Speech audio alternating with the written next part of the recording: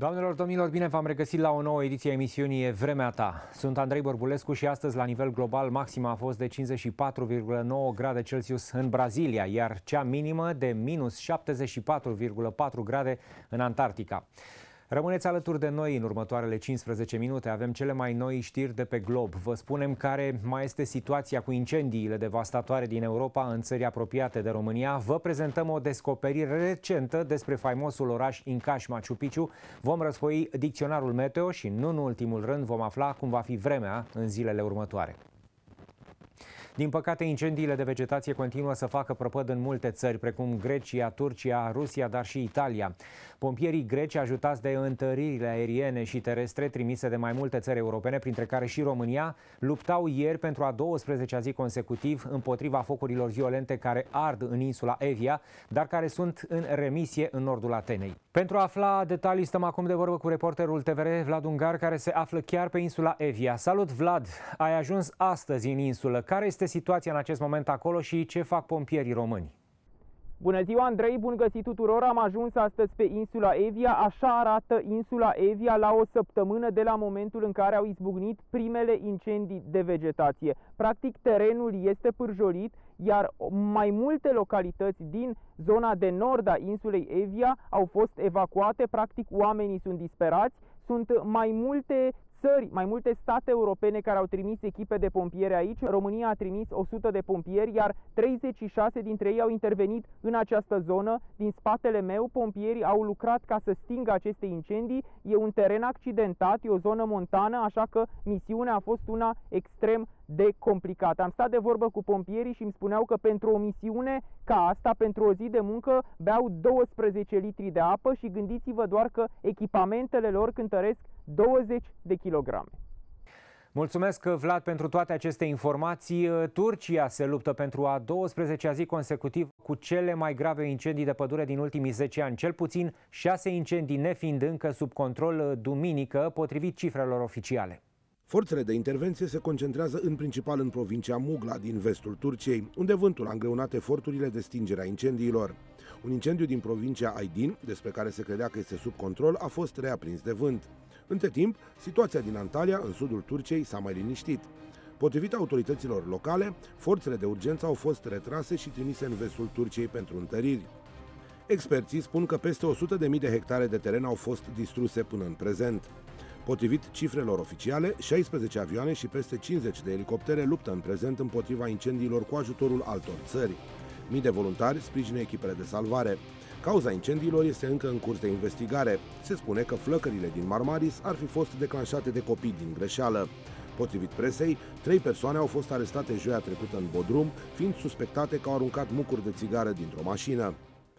Autoritățile ruse au instituit duminică situație de urgență publică în orașul Sarov, aflat la 370 de kilometri est de Moscova, unde se află un important centru de cercetări nucleare în urma extinderii incendiilor de pădure din rezervația naturală Mordovia, în regiunea Novgorod. Incendiile se răspândesc pe teritoriul regiunii Nijni Novgorod. În acest sens, am semnat un decret privind introducerea situației de urgență în oraș, a declarat primarul orașului Sarov, Alexei Safonov. Instituirea stării de urgență va facilita mobilizarea unor forțe suplimentare pentru combaterea dezastrului, a explicat el, adăugând că, la ora actuală, au fost mobilizate echipe ale Ministerului Rus pentru situații de urgență, ale Gărzii Naționale și unități de intervenție ale orașului și centrului nuclear, unul dintre cele mai importante din Rusia. Acesta este însă doar unul dintre numeroasele incendii care afectează în prezent Federația Rusă. Regiunea siberiană Saha, în nord-estul țării, a fost lovită în mod deosebit. 10 de case au ars aici, iar locuitorii au fost evacuați în zone mai sigure. Autoritățile ruse au declarat că aproximativ 3,5 milioane de hectare, un teritoriu echivalent cu suprafața Serbiei și a Muntenegru la un loc, sunt cuprinse de flăcări. Experții ruși de mediu și reprezentanții Greenpeace apreciază că sunt cele mai grave incendii de când se fac monitorizări asupra acestui fenomen în Rusia. Pe de altă parte, echipe de intervenție din regiunea Amur, aflată la granița ruso-chineză, luptă împotriva inundațiilor după căderea unor precipitații abundente în zonă. 6 poduri și străzi, însumând 80 de kilometri, se află sub ape, în timp ce aproximativ 24 de comunități sunt rupte de lumea exterioară din cauza inundațiilor de-a lungul râului Amur, conform ministrului regional al transporturilor, Alexander Selenin. Guvernul regional din Sicilia a declarat stare de urgență și de criză pentru 6 luni din cauza incendiilor de vegetație care fac ravagii pe insulă de la sfârșitul lunii iulie. Președintele regional Nelo Musumeci a explicat decizia sa, precizând că temperaturile neobișnuit de ridicate și condițiile meteorologice anormale vor continua să prezinte un risc în următoarele săptămâni. Între timp, în Sardinia, pompierii din provincia Oristano au anunțat că sâmbătă dimineața a izbucnit un incendiu la o unitate de cazare turistică. Pompierii au împiedicat propagarea flăcărilor la vegetația din apropiere și nu au fost raportate victime. Oristano, pe coasta de vest a insulei mediteraneene, s-a confruntat recent cu incendii forestiere majore care au provocat pagube importante. Temperaturile neobișnuit de ridicate de peste 40 de grade Celsius provoacă secetă în toată partea de sud a Italiei, alimentând incendiile. Se crede că multe dintre acestea au fost declanșate în mod deliberat. Asociația Agricolă Coldiretti a descris vara ca fiind cea mai călduroasă din ultimul deceniu. Sicilia, Calabria și Apulia au fost cele mai afectate de incendiile recente, iar 2 persoane din provincia Reggio Calabria au murit în flăcări, potrivit pompierilor. Să revenim acum la vreme, pentru că sunt sigur că doriți să aflați ce ne rezervă viitorul. Este în vigoare codul galben de disconfort termic ridicat pentru următoarele zile. În sud, vestul și sudul țării, indicele temperatură umezeală va depăși pragul critic de 80 de unități, iar temperaturile maxime vor fi cuprinse în general între 34 și 38 de grade. Pe alocuri, temperaturile minime nu vor coborî sub 20 de grade. Avem și un cod galben de instabilitate atmosferică temporar accentuată până în această seară, la ora 23, în Transilvania, cea mai mare parte a Moldovei și local în Maramureș, nordul Munteniei, dar și în zonele de munte vor fi perioade cu instabilitate atmosferică accentuată, ce se va manifesta prin averse ce vor avea și caracter torențial, cu descărcări electrice, intensificări ale vântului, vijelii și grindină. Cantitățile de apă pot depăși 25-45 de litri pe metru pătrat. Haideți să vedem acum câteva temperaturi și fenomene din principalele orașe. Iată, în Brașov 30 de grade, la fel în Cluj, 31 de grade în Constanța, 36 în Craiova, 29 în Iași, în Sibiu 31-33 de grade în Timișoara. Cu mai multe detalii revin în câteva momente. Tehnologiile moderne utilizate de o echipă de arheologi au dezvăluit că orașul templu Incaș Machu Picchu din sudul Peru este mai vechi decât se estimase anterior. O echipă de oameni de știință, condusă de arheologul și antropologul Richard Berger de la Universitatea Yale din Statele Unite, a folosit spectrometria de masă cu accelerator în activitatea sa și a stabilit astfel că acest complex este cu cel puțin 20 de ani mai vechi decât se credea până acum. Aceasta este una dintre cele mai avansate tehnologii utilizate în prezent pentru datarea cu radiocarbon, a explicat Universitatea Yale după publicarea rezultatelor acestei cercetări în jurnalul științific Antiquity. Noile descoperiri demonstrează că Machu Picchu a fost folosit în perioada aproximativă 1420-1530 și că această utilizare s-a încheiat în timpul cuceririi spaniole. Aceste date relevă faptul că situl este cu cel puțin 20 de ani mai vechi decât sugerează înregistrările istorice, potrivit cercetătorilor, care au subliniat, de asemenea, că noile date ridică noi semne de întrebare cu privire la înțelegerea cronologiei istoriei incașilor. Unele surse istorice, potrivit Universității Yale, au indicat că suveranul incaș Pachacuti a preluat puterea în 1438 și ulterior a cucerit valea în care se afla Machu Picchu.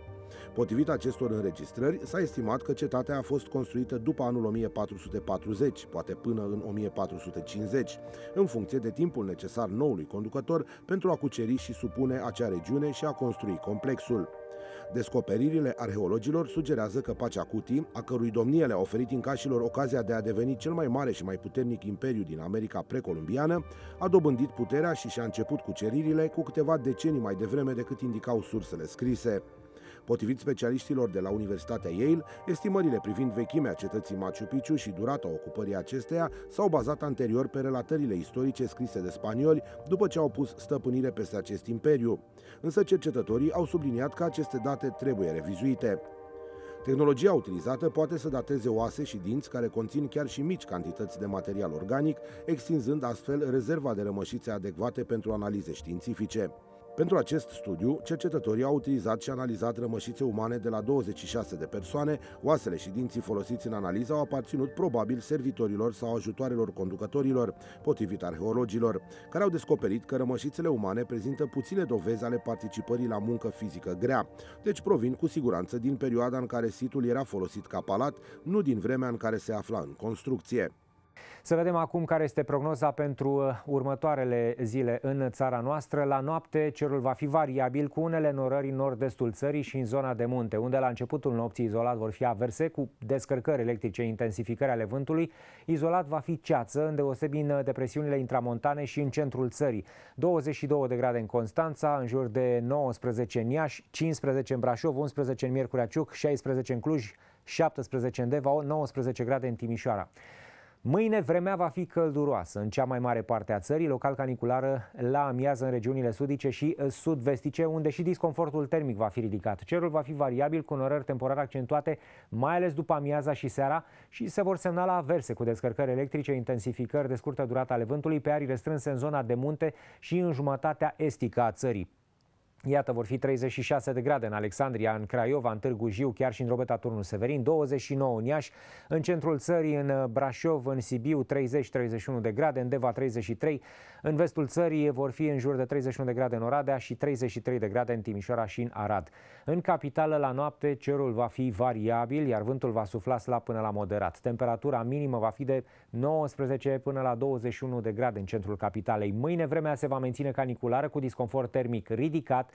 Cerul va fi variabil cu norări temporar accentuate îndeoseb după amiaza și seara, când vor fi posibile fenomene asociate instabilității atmosferice. Temperaturile maxime se vor încadra între 34 și 35 de grade, temperatură care, iată, în capitală se păstrează și poi mâine.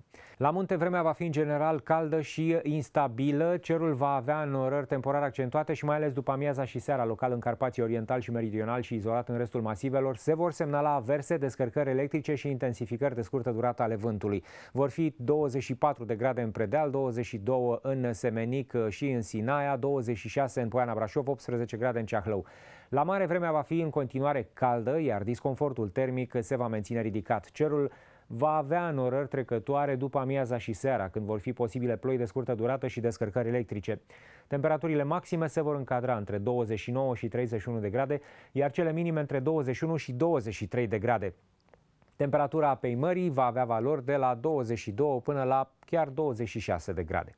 Poi mâine vremea va fi în continuare călduroasă în majoritatea zonelor, pe arii restrânse caniculară la amiază în Banat, Oltenia și Muntenia, unde și disconfortul termic se va menține ridicat. Cerul va fi variabil, cu norări temporar accentuate mai ales în a doua parte a zilei și la începutul nopții, când local în zona de munte și izolat în restul teritoriului vor fi averse cu descărcări electrice și intensificări de scurtă durată ale vântului. Iată, 30 de grade în Constanța, 33 în Alexandria, 35 vor mai fi în Craiova și în Drobeta Turnul Severin, în Iași 31 de grade, în Brașov 30, 31 în Sibiu, 34 de grade în Arad și Timișoara. Să mergem acum să vedem ce se întâmplă cu vremea și în principalele orașe din Europa. Am văzut în țara noastră, temperaturile rămân încă destul de ridicate. La fel se întâmplă și în peninsula iberică, unde, iată, în Madrid iar vor fi în jur de 35-36 de grade, așadar o vreme caniculară. În Barcelona 31 de grade cu un cer acoperit de nori. În Lisabona cer parțial noros și 30 de grade.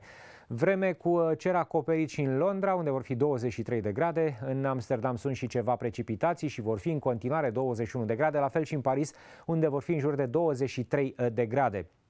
În Roma, și aici este vreme caniculară cu 35 de grade, în Milano ceva mai plăcut, în jur de 29 de grade, vreme fierbinte și în Atena cu 37 de grade, în Istanbul 32 de grade, în Sofia vreme frumoasă și 33-34 de grade în termometre.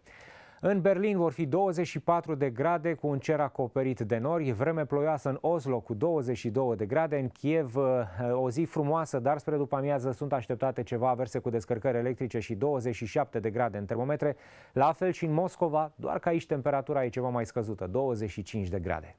Din Europa trecem la scară planetară și iată cum se prezintă vremea în principalele orașe ale lumii.